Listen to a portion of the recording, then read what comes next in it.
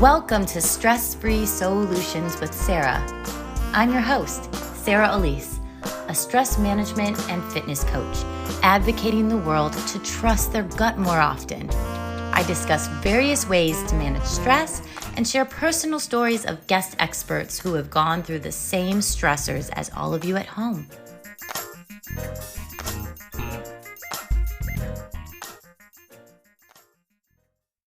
Hey there, super moms of the universe. Let's play a game called hide and seek. No, not with your kids or that mysteriously vanishing left sock. It's time to seek out you in the everyday hide and seek of life. Introducing Mastering the Soul System, a 12-week journey to reclaim your time and energy. This course is your gateway to finding balance, energy, and joy in every aspect of your bustling life. Picture this, 12 weeks where the words mom and mayhem don't always go together. Rediscover yourself with every breath in our Soulful Mind Weeks. Sing out loud in the shower or car, off-key is absolutely fine, and dance during our Soulful Body sessions, and embrace the quiet whispers of your heart in our Soulful Spirit adventures. It's about time your spirit got a front row seat, don't you think? Join us on this journey. Embrace the harmony between being a dedicated mom and your personal aspirations. Mastering the soul system, because darling, in the noise, find your silence. And maybe, just maybe, a bit of that elusive thing called me time. You deserve to thrive, not just survive. So come on, slide into our world at www.livewellenhanceyou.com/soul system. Your journey back to you starts now.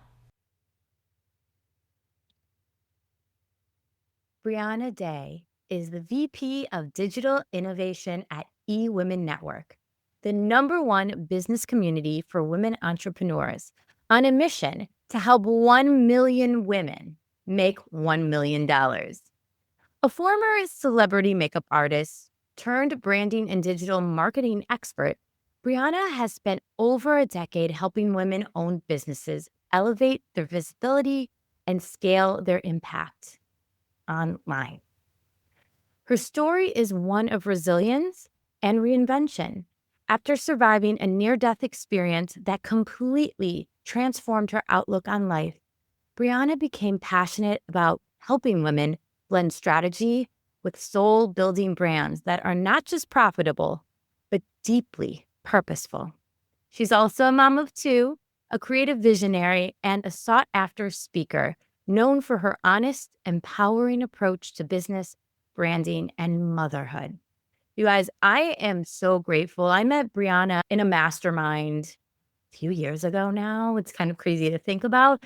And what I love about Briana is she's authentic. She's really herself. And she knows a lot.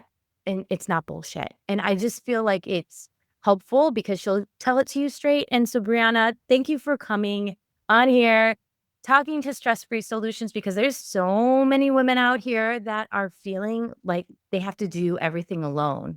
And really, they need community.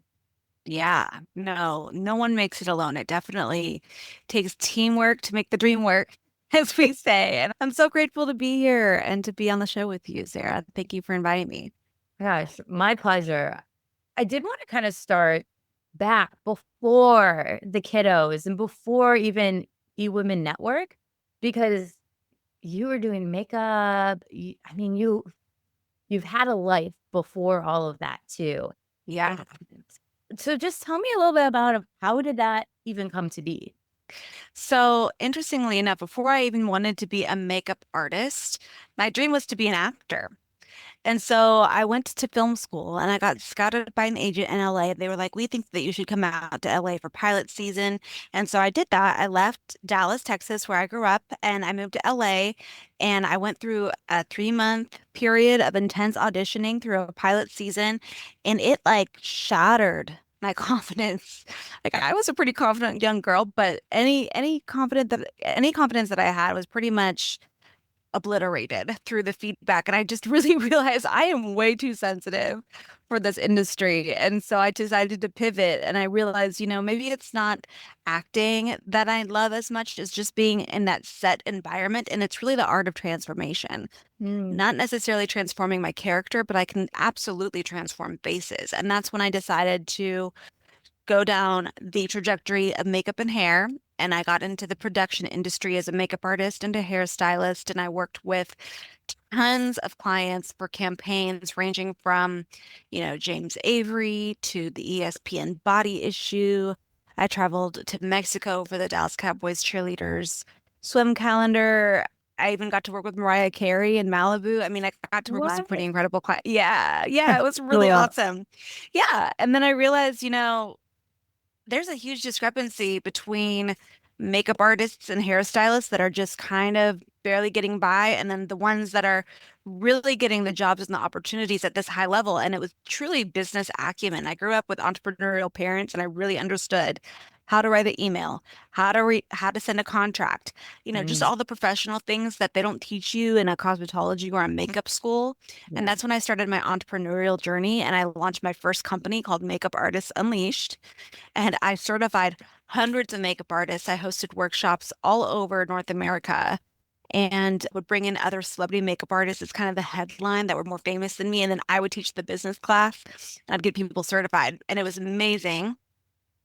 Then I was like, dang, this event industry is exhausting. Yes. I was so burnt out. And I was also in business with a woman who, God love her, God bless her, wish her well, but we were a great skills match, but we were not aligned in our values. And so we Mm. started to really butt heads as it came time to scale because our clash in values was really inhibiting our ability to grow our team and just the kind of experiences that we wanted our customers to have.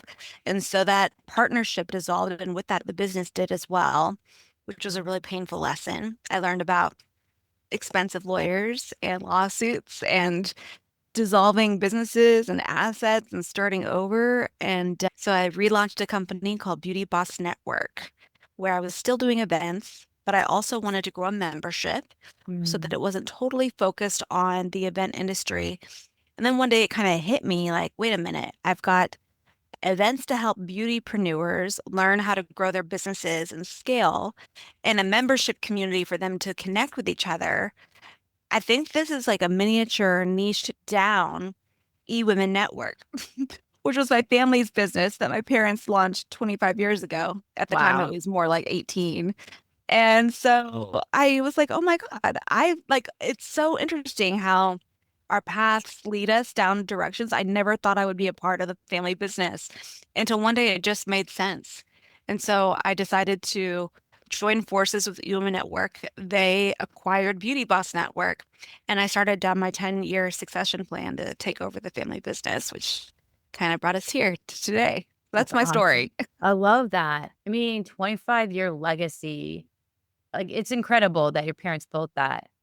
What's been the most beautiful and the most humbling part of stepping into their shoes? So I think the most beautiful part was really the realization. I was so caught up forever on having to prove that I was my own person. And I Mm. had to really do my own thing because I wanted to be my own person. And what's been really beautiful is to realize that I could still be my own person and to be an asset to the family business and bring a different and fresh perspective. I grew my business prior through a lot of digital marketing and social media marketing because being a millennial, that's kind of the era that we grew up in, is utilizing that. And that wasn't an area of the business that eWomen Network was well versed in because eWomen Network launched before that social media wave. And so I was able to bring a lot of that digital knowledge into the company. And yeah, and I think that it's just been really beautiful and humbling to be able to contribute to a multi-million dollar business at a level that has been able to help elevate it and take it to another level. Because, this little college dropout makeup artist could have never imagined that she'd be operating as a VP of a multi-million dollar organization, but here we are. It's remarkable, but it really takes a lot of action. It takes a lot of courage, tenacity, And, a lot of people say that, you've got to go for your dreams, but you've always said, and I actually remember this from us talking back in mastermind days, that it's your calling, which I think is really cool and unique Mhm. perspective because a calling never lets you give up. Can you describe a moment where that calling grabbed you by the shoulders and said, "You're not done yet"? Wow. Well, I mean, if we want to go there, yeah. I mean, I've had multiple occasions. I think it's kind of your calling is your internal GPS. And so anytime you kind of get redirected, that is your calling you in that direction. And the worst thing that you can do if you're like, I don't know what my calling is, I can't, you just got to move. It's Mhm, kind of like your GPS won't tell you, it doesn't start talking to you until you get in motion. You have to take that first step. And I think that multiple times my calling has pulled me in a different direction as a result of me moving. And I've made so many pivots along the way. But I think that most recently, the most intense call was April 11th, 2024. I mean, I went into a med spa just for like an outpatient like procedure. And I was gonna drive home that day. I had plans. I was packing for a trip to Bali. Like I was r- really had a great roadmap ahead of me, but everything changed because I ended up going in for this procedure and nearly dying from it. And I went into cardiac arrest. I seized 7 times and my heart literally stops for 45 minutes. And I can talk about it very factually now. It's definitely a very intense story because when I woke up, I had no recollection of what had happened. I looked at my husband and I was so confused. I didn't understand where I was. I didn't remember that day at all. And a lot of my short-term memory was totally gone. And I had to relearn how to walk. I had to relearn how to talk. I had to relearn how to write, all of the basic things that we take for granted in our day-to-day lives. I was really humbled and knocked down. And so going into 2024, I had really high hopes. I felt like I was really on my way to have a banner year. This was going to be my big breakthrough year. I was getting so much visibility. I was getting noticed by people who I had really admired and invited to participate in higher rooms, higher level rooms, and I mean, it all stopped. It all stopped, and I, at that point, could have gone so many different directions with my decision-making process. But I think that the quote that you're thinking of, Sarah, that has definitely been my North Star is that you can give up on a dream. You can mhm. change your dream any day, but you can't give up on calling because it's not going to give up on you. And I believe that my calling to continue to work, to serve women, to inspire women to keep going was really tested in that time. I was really motivated to get back at it. And I really didn't take no for an answer. When I was in my recovery, I couldn't really walk without support. And my speaking was very slurred. It was like, it was almost like talking to a drunk person. I didn't always make sense. My speech was really slurred. And it took me a while, but the doctors told my family, you guys might need to come to terms with the fact that this is likely the best she's going to get. Wow. And yeah, that just wasn't an option. Yeah. I'm called for more than that, you Yeah. know? That's remarkable. So that was April 2024. Yes. Technically, you could even say you're still in recovery because it Been about a wasn't year that and a long. half. It's a Yeah. year and a half, which, when you say like how you went into cardiac arrest and how you had seizures, like these things, they also are trauma to the body. And we talk a lot about that in these episodes, that trauma does stay in the body. So Yeah.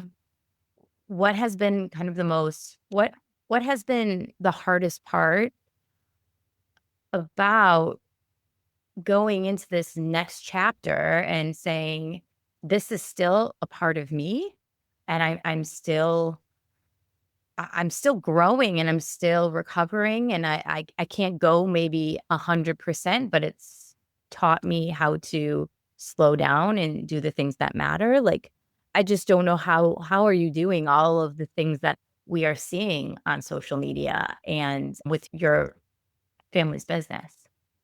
Well, you know, this, I think when you go through an experience like that, where there's truly, I mean, even the doctors said there's no medical explanation for my Mm, recovery.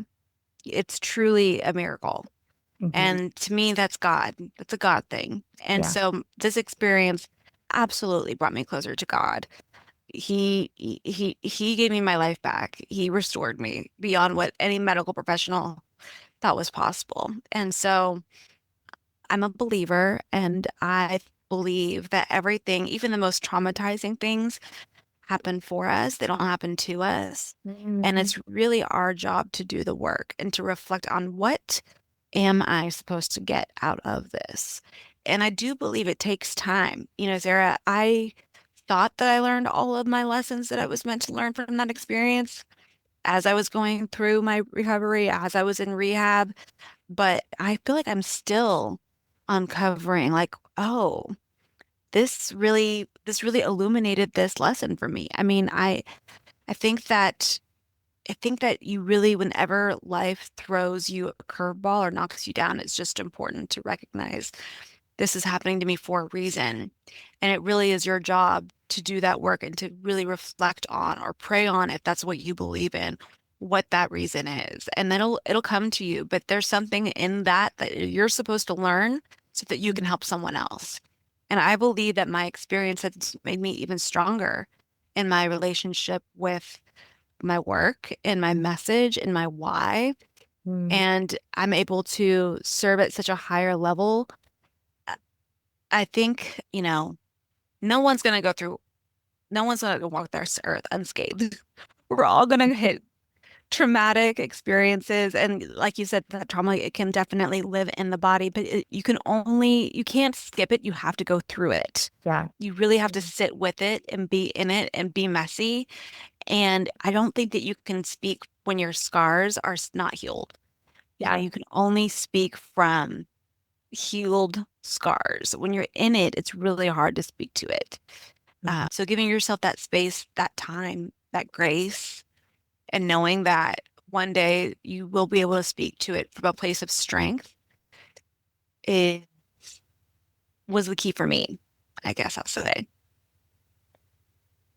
Now, I know that you have been, because of the journey you were on, you've been talking a lot more about soul building activities. I'm very much into soul building activities. I believe that we all have to look in ourselves to find a solution. And we know we understand ourselves the best. So, what would you say was the greatest soul building activity that you used to get you back in front of everyone, the eWomen network, and your community? I mean, I definitely, it's a combination of soul building and medicine because I did every kind of therapy you can think of. I mean, when I left therapy, I actually my first day home from inpatient therapy before I was starting outpatient therapy, I almost thought I was going to die because I didn't understand they had put me on a medication that I did not realize was an antidepressant. I didn't even know that I was on it. And so I Mm, didn't go and pick it up until the next day. And so that first day home, I had like, I literally thought I was going to die. Like it was crazy. And so, I definitely got myself weaned off of that in a healthy way. I started going to outpatient therapy. I started doing elective therapies like HBOC. It was hydrobaric oxygen chamber therapy and lipid emulsion therapy to get the toxins out of my body. And then ultimately I did stem cells, which I think really were the thing that truly brought me back to my full capacity. wow. But amidst all of that, one of my favorite exercises to do was journaling. And I think that through journaling, it really allows you to get quiet with how you think and how you feel. And it really, honestly, it started out as just my own exercise to help me remember things because my memory, like I said, took a hit. So when I was going to outpatient therapy, I would journal during my lunchtime and I could barely recall what happened that morning. Mm. And then I would journal again in the evening to like see if I could recall the day. And then my memory started to get better and better. And through that process, I started to also uncover my own lessons and things that, could only be illuminated through that quiet time with myself and processing. And so those, to me, journaling was that time that was just my most self-reflective, quiet time with myself. I'm not really a huge meditator. In a way, I think journaling is kind of like an active meditation. And so I think that was my biggest soul building activity that made the biggest difference for me, no doubt. The days that were a little bit more challenging for you, how did you connect back to your purpose and your why? I mean, it's interesting. So when I first started to find my bearings, right? I would be asked, I have a distinct memory of a very challenging day when a nurse came into the hospital before I went to therapy. I was still there. And she sat me up on the side of the bed to kind of assess my body and my situation. And she sat me up on the side of the bed. She put my hands on both sides of my body. And she asked me to raise my right hand above my head. And I could have maybe moved it a couple of inches. And I wanted to move it above my head. Like I knew what she was asking me to do, but my body was not connecting to my brain and it just wouldn't move. And then she asked me to move my left hand above my head. And I looked at my left hand and it wouldn't move Mm. at all. Like it was completely paralyzed. And I'm left-handed, okay? Like that was, you would think that was really scary. You would like that, I would have had every right to be terrified in that moment. But I think the interesting thing about God's design and all of this is that my brain wasn't yet functioning at a level that I could process the fear. All I could process is what I was focusing on trying to do, and that singular focus on trying to move my left side. And I couldn't move it, but I couldn't think about how scary that was in that moment. And that's one of the lessons that I think God wanted me to be able to pass along is that we get so caught up in all of the fears of what if? What Mhm. if this doesn't get better? Or what if I can't? Or what if I can never do it again? All the what ifs that we could have, would have, should have's in our mind, they block us from just doubling down and focusing on that singular task, the one thing that we're being called to do. And in doing so, if as long as you don't quit and you just focus on you're being called to do, you can't lose. Every day it just got a little better, and then it got a little better, and then it got a little better. And before you know it, I have full motion in my body again. And I think it's all because I wasn't able to allow the fears or that negative self-talk to get into my head. Because had I done that, I probably would have just accepted defeat. Mm. And I think we, as women, especially men too, but we get in our heads quite a bit around things that this is going to be too hard, or there's too much risk, or there's, all of the should have, would have, could haves that we walk into in our life. And really, if you're just listening to the call and you're just going towards that thing and you just put the blinders on and don't pay attention to any of that negativity, it's amazing what you can accomplish if you just go for it and you just focus on incremental baby steps to getting better and better and better. Even if it's not as fast as you wish it would be, you will get there. You will get there as long as you don't give up and you don't allow any of that negativity to come into your mind. And so for me, that was the biggest moment of, what could have or should have been a fearful moment, but not allowing that to kind of hold you back. It wasn't that I didn't allow it to, it was that I actually physically couldn't. But it's a Right. gift in hindsight because now walking through the world, I just have such a more clearer focus. And I think that if we all operated that way, it's amazing what we'd be able to accomplish.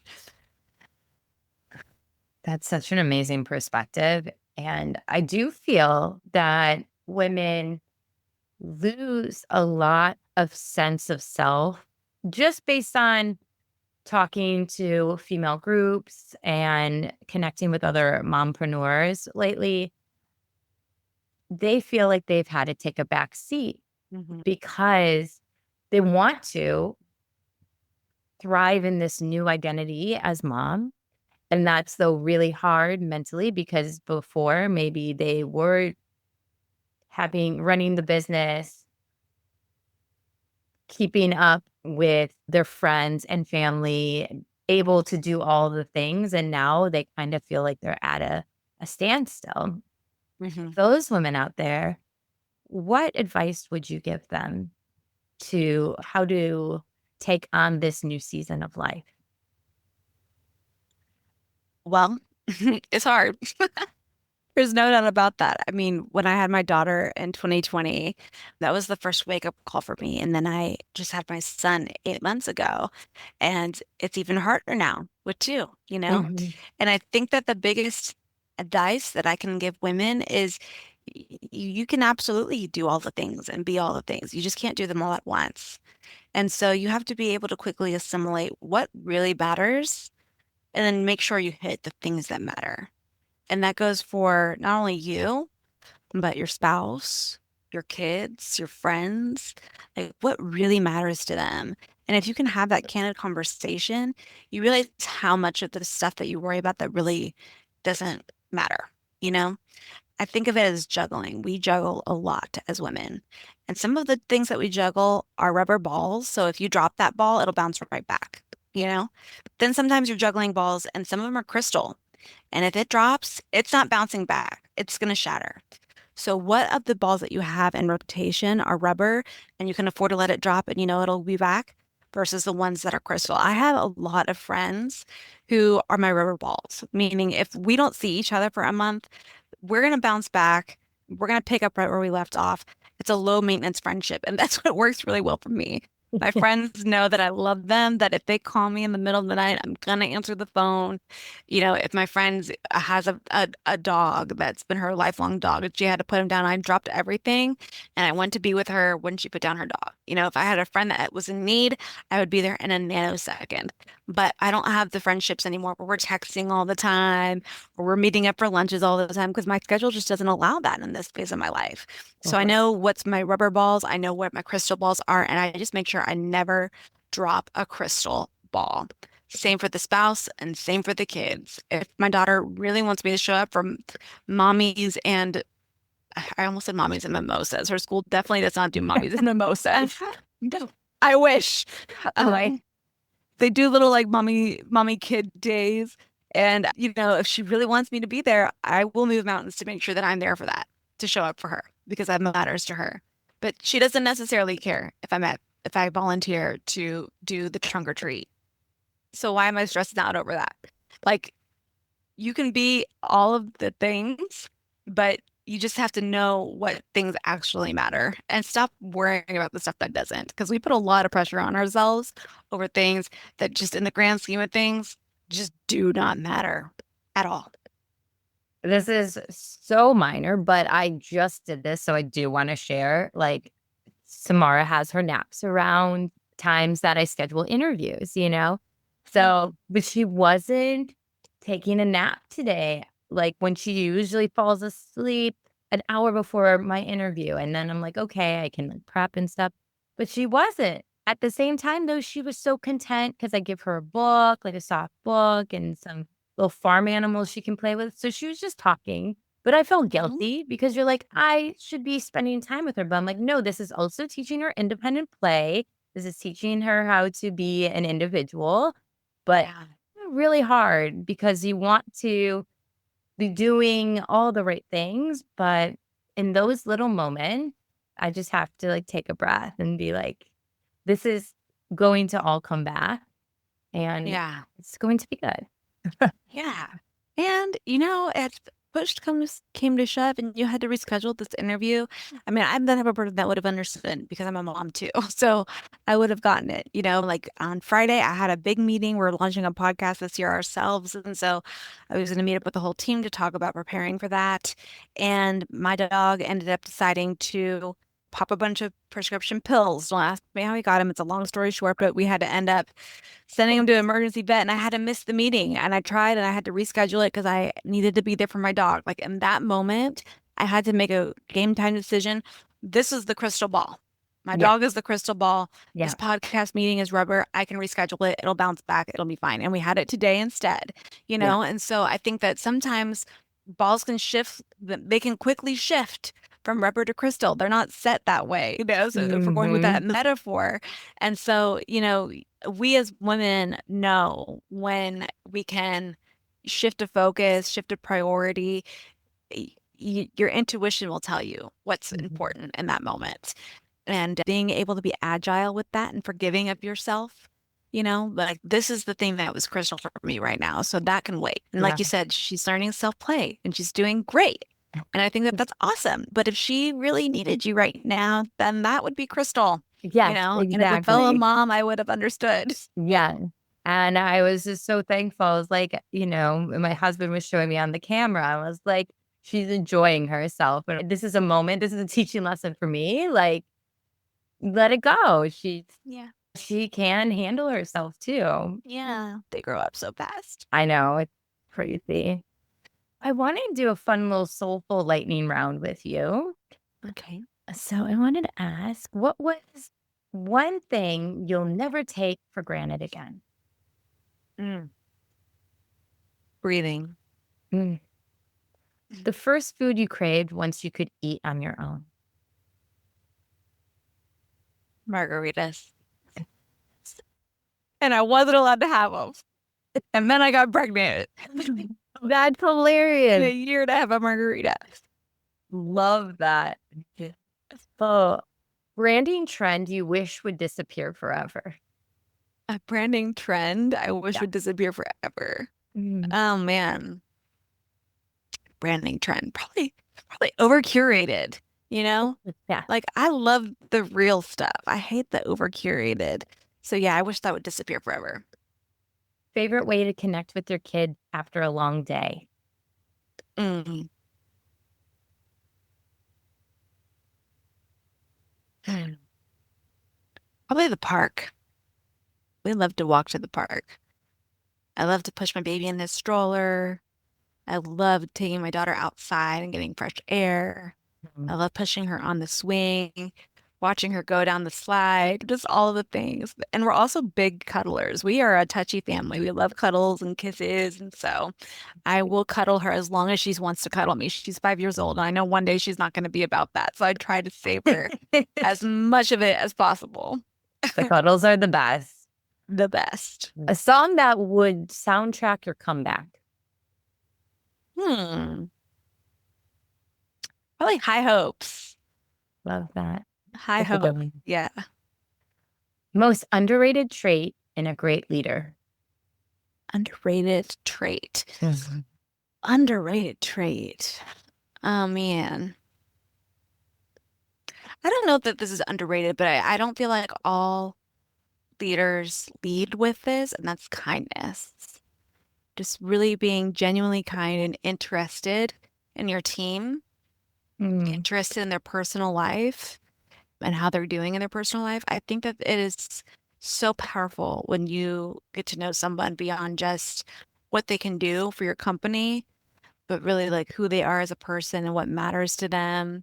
I think that we have a very small but mighty team at Human Network. And part of what makes us as effective as we are is how deeply we look out for each other, and we Yeah. care about each other. And it's a family business. And so I think that that culture has really impacted how we lead. But I know that not all companies have that same level you know, of care, I guess, like Mhm. kindness, and Yeah. that genuine care for your people. The thing you're most excited to transform inside eWomen Network as the next gen leader. This is a good one. I love this question. Mm. I mean, there's so many things that I think are evolving. eWomen Network's primary audience has been Gen X to Boomer for the most part. And so we're bringing in more and more millennials. So making sure that, we're making the content universal for a younger audience and integrating a lot more technology. Right now, we're in the middle of a huge technology innovation to bring artificial intelligence into our system and just to make the customer experience more seamless and making sure someone like you has access to the information that you need, maybe from the corporate office or support anytime you could need it. Like, I'm just really excited. I'm excited about the digital transformation that you and the network is going through right now. There's some exciting things to come, an application, mobile app, all of it. There's so much. Oh, Mm, dope. That's awesome. yeah. And one more. What's one word that describes where you are right now in life, leadership, and legacy? Oh my gosh, Sarah, these are great questions. That word that Yes. describes where I am in life, leadership, and legacy. Mm, I'm trusting. Trusting. I'm just Love it. trusting. Yeah, I just trust God's plan. I'm where I need to be when I need to be there in life, in my leadership, and in legacy. I'm just trusting the plan. Love it.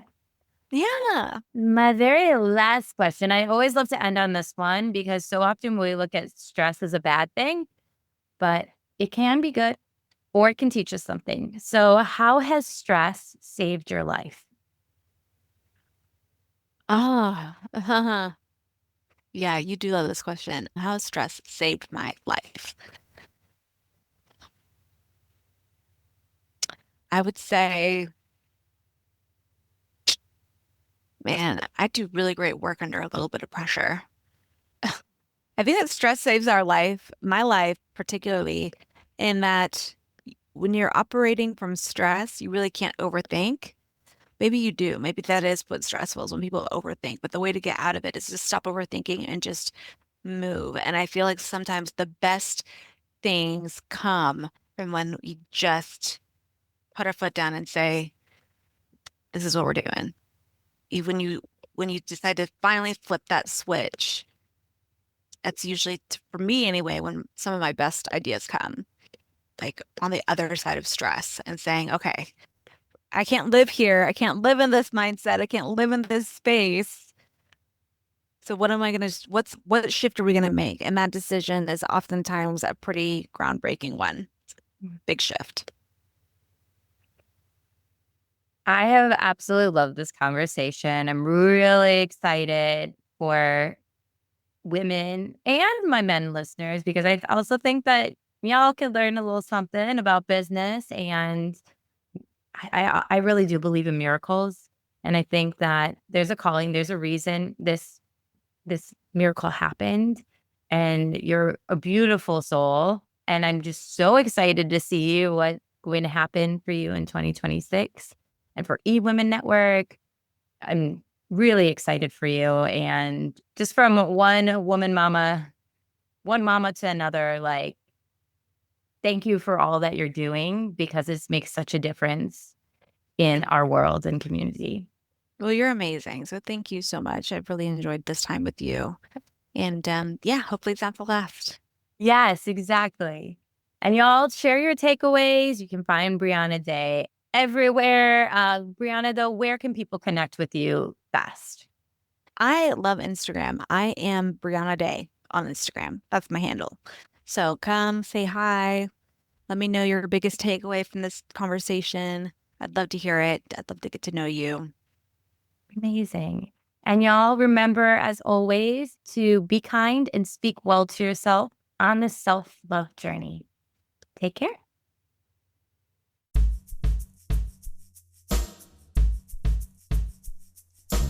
Thanks to Dan Lieber at Beckett Brown Music for the intro and outro music. You can keep in touch with me on Instagram at Sarah Elise Coaching. If you're looking to improve your health and wellness, check out my business, livewellenhanceyou.com. While you're there, join the Live Well Enhance You email list and receive exclusive offers for our wellness programs and events. Until next time, take care.